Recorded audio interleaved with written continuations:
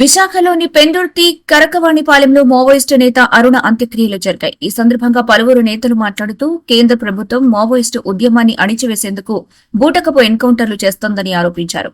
ఇందులో ఆంధ్రప్రదేశ్ ప్రభుత్వ హస్తం కూడా ఉందని పేర్కొన్నారు. ప్రజా ఉద్యమాన్ని ఎంత అణిచివేసినా అది మరింత ఉధృతమవుతుందని వారు హెచ్చరించారు.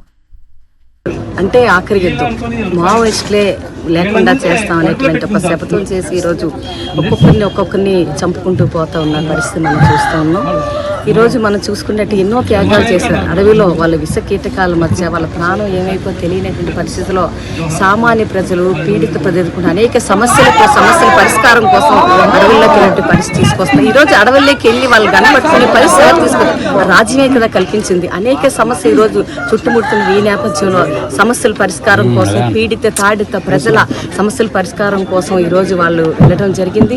అయితే మేము ఒకటే చెప్తున్నాం, సంఘాలుగా లేకపోతే మహిళా సమాజ కమ్యూనిస్ట్ పార్టీ కూడా చెప్తాం, ఈరోజు ఆఖరి యుద్ధం కాదు. మీరు మావోయిస్టులు అంతం చేయడం అనేది అది జరగనటువంటి పని. ఇది ఈ రోజు అక్కడ అడవులు అనేకమైన విత్తనాలు వేసుకొచ్చారు. మొలకలుతున్న పరిస్థితి కూడా మనం చూస్తాం. కాబట్టి ఆఖరి కూడా మీరు ఇప్పుడు ప్రజల్ని మోసం చేసి అనేక మంది మనం ఇది చూసుకుంటే రాజకీయ నాయకులు చూసుకుంటే కేంద్రంలో కానీ రాష్ట్రంలో ఎన్నో ఒడిదుడుకులు కానీ అవకతవలకు ఎదుర్కొనేటువంటి వాళ్ళు రాజకీయ నాయకులుగా చలామణి అవుతున్నారు. అలాగే ప్రజల సమస్యల కోసం ప్రజల సమస్యలు పరిష్కారం కోసం చాలా దుర్మార్గంగా చెప్పడం పరిస్థితి మనం చూస్తాం. ఎందుకు మీరు శాంతి చర్చలకి వాళ్ళని పిలవట్లేదు? మీకు భయం అంటూ ఉన్నది. ఇప్పుడే ఆఖరి యుద్ధం చెప్తున్నారు. ఆఖరి యుద్ధం అయితే కాదు, ఖచ్చితంగా